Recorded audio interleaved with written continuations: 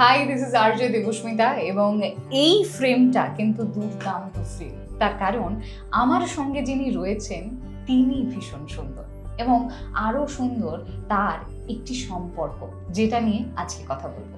সামনেই father's day তো yes, 2026-এ কিন্তু বাবাদেরকে আমরা নানান ভূমিকায় দেখি। হতে পারে আমাদের বাবা বা তারও আগে তাদের বাবা শুধুমাত্র ওই প্রোটেক্টিভ রোলটাই থাকতো, বাচ্চাদেরকে যাতে বাচ্চারা ঠিকঠাক ভাবে থাকে শুধুমাত্র সেই দিকটাই খেয়াল রাখতো। ফিনান্সিয়াল রেসপন্সিবিলিটিটা অনেকটা ছিল, কিন্তু আজকে 2026 এরাতে কিন্তু বাবারা আরেকটু এগিয়ে গেছে, তাই না? বাবারা কিন্তু কুচেদের বা ছানাদের জড়িয়ে ধরে ভালোবাসি সেটাও বলতে পারছে। কিন্তু আমাদের বাবারা, বা আজকে হয়তো ম্যাম রয়েছে আমাদের সঙ্গে, ম্যামের বাবা হয়তো জড়িয়ে ধরে সেভাবে কখনো ভালোবাসি না বলতে পারলেও আরো নানানভাবে বুঝিয়ে দিয়েছে।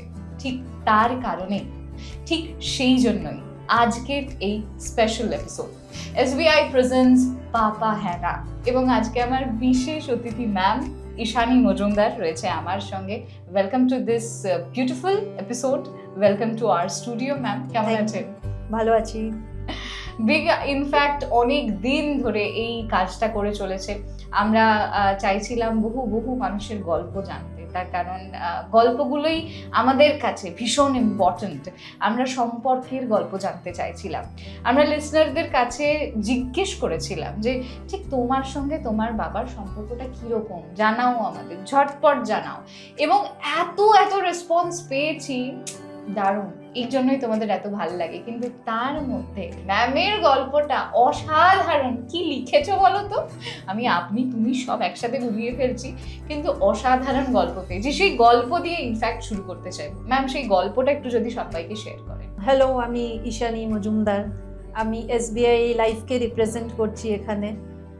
আমাদের কোম্পানি একটা অপরচুনিটি দিয়েছিল, পাপা হ্যানা কন্টেস্ট লঞ্চ করেছিল, যেটাতে বাবার সম্পর্কে কিছু লেখার জন্যে একটা কোম্পানি ছোট্ট একটা কন্টেস্ট লঞ্চ করেছিল। তো আমি একটা ছোট 250 ওয়ার্ডসের মতন একটা রাইট আপ পাঠাই ওতে, যে কেন এরকম মনে হয় যে পাপা হ্যানা, বাবা রোলটা কি। যেরকম তুমি অলরেডি বললে, আমরা সবাই মনে করি যে বাবাদের রোলটা হচ্ছে একজন financial leader of the family. মানে লোকে ভাবে he is the bread earner, উনি রোজগার করছেন, উনি খরচা দিচ্ছেন, বাড়ি চলছে। স্পেশালি যখন আমার মা বাবার কথা বলছি, সেই সময় আরো বেশিভাবে এটা দেখা হতো যে বাবাদের মেন ভূমিকাটাই হচ্ছে যে তারা আর্ন করবে, তাদের বাচ্চাদের দেখবে, একটা ডিসিপ্লিন, নিয়ম, এইগুলো ঠিক।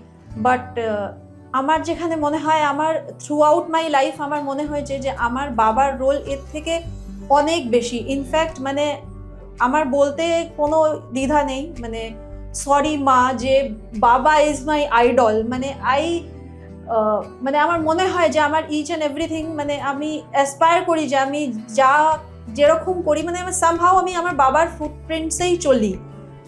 তো ব্যাপারটা হচ্ছে যে আমার স্টোরিটা কিছু এরকম ছিল যে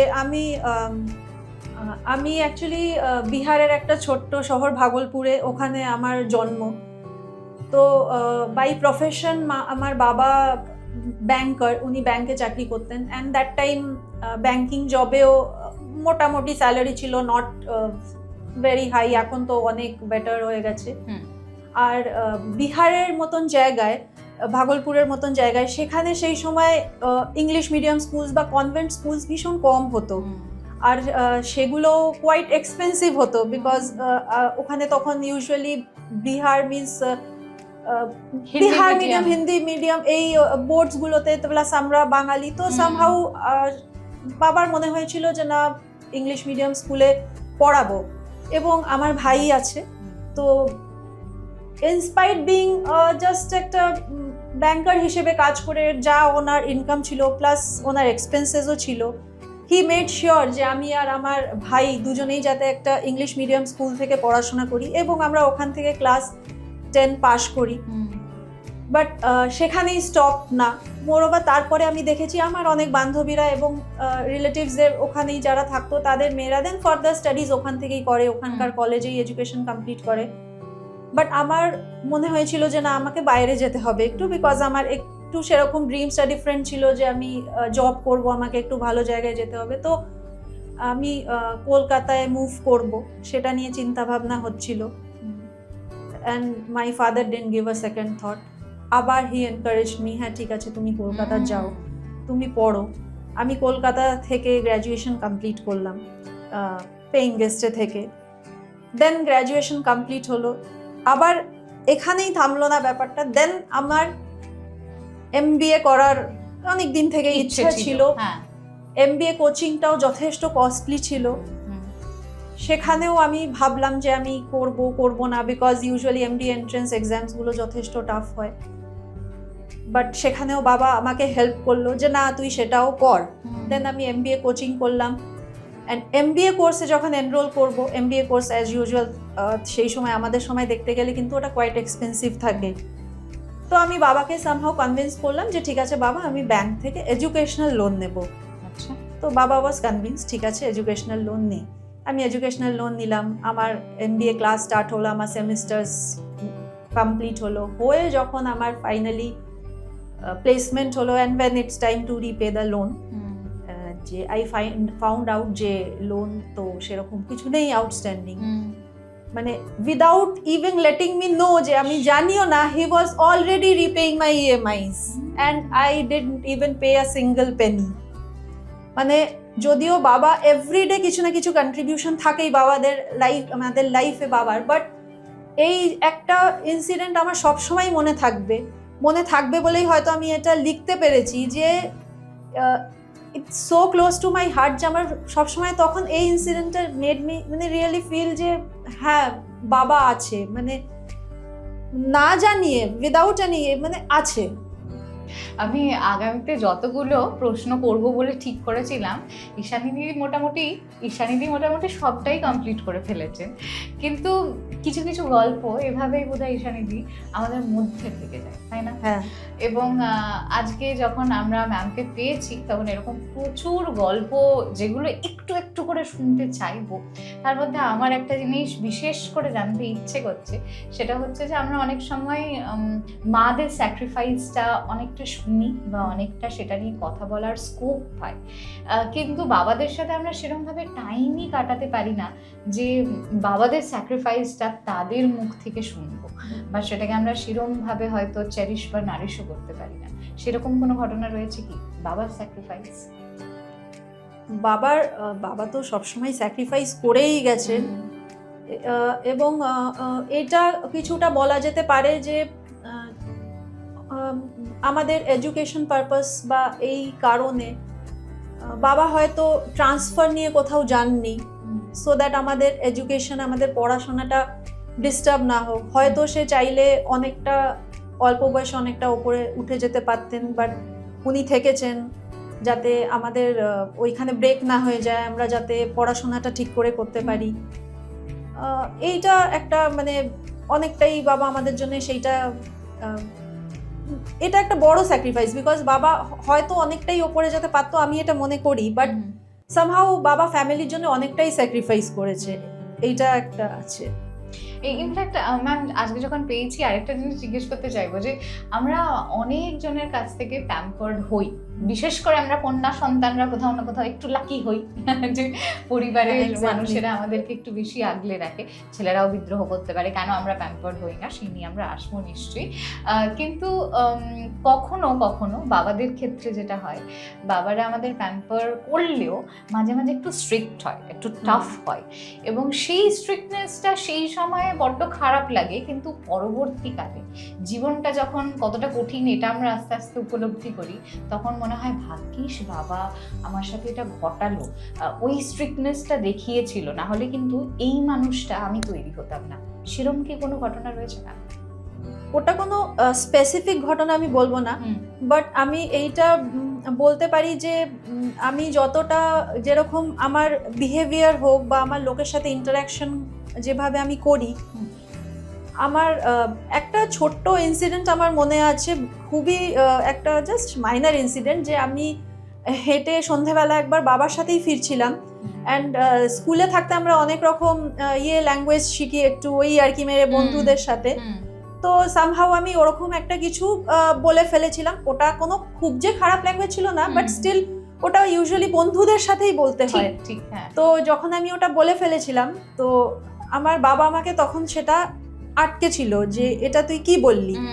আমার তখন একটুখানি খারাপ লেগেছিল, বিকজ ইউজুয়ালি বাবারা কিছু বললে মেয়েদের একটু অভিমান হয়, এটা হয়। তো সেই দিনকে আমি রিয়েলাইজ করেছিলাম যে কখন কি কথা বলতে হয় কার সাথে, আর কি ভাষা ইউজ করতে হবে, কাকে কি বলতে হবে, সেই জিনিসটা কিন্তু আমার বাবার থেকেই শেখা, যে কার সাথে কিরকম কথা বলবে এবং কখন কি ওয়ার্ডস ইউজ করা উচিত না।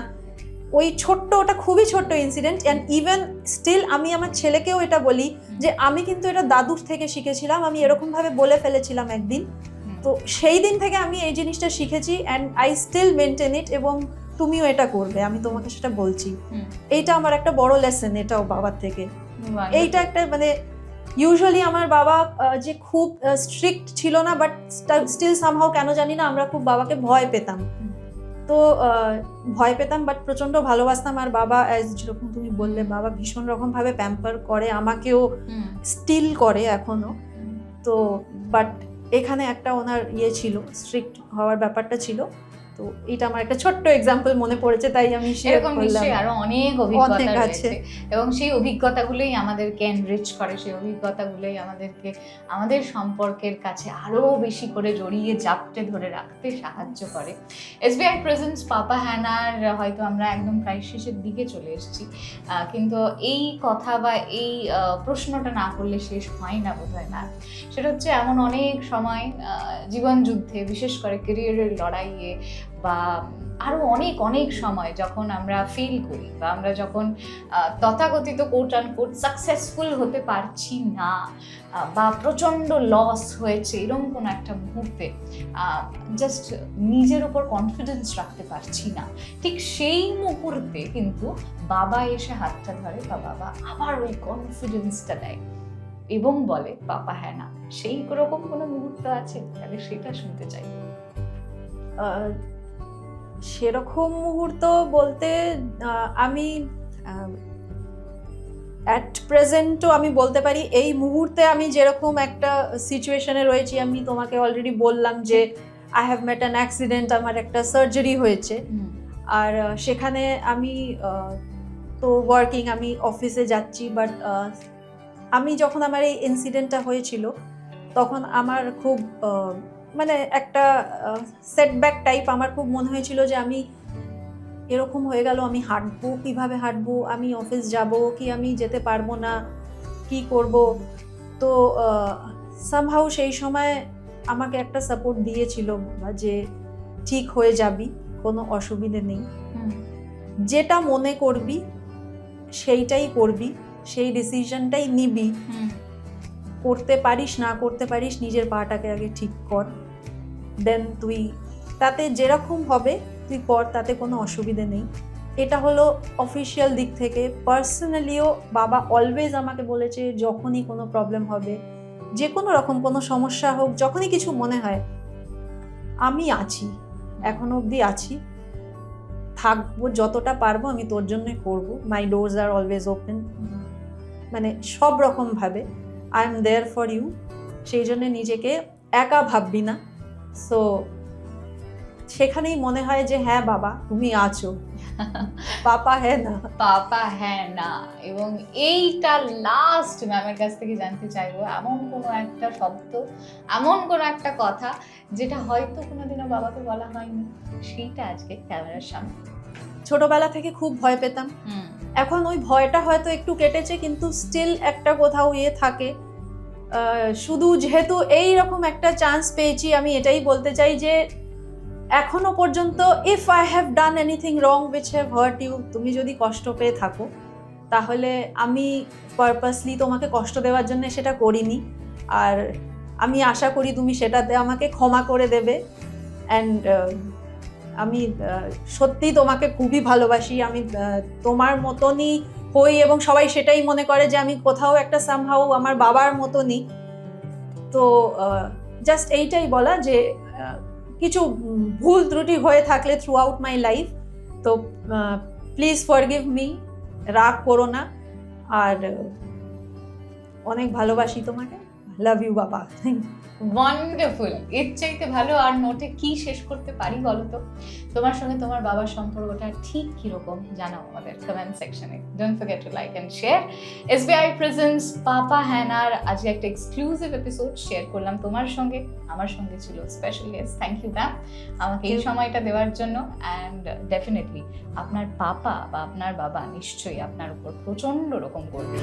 पापा है ना सबसे प्यारे, पापा है ना सबसे प्यारे।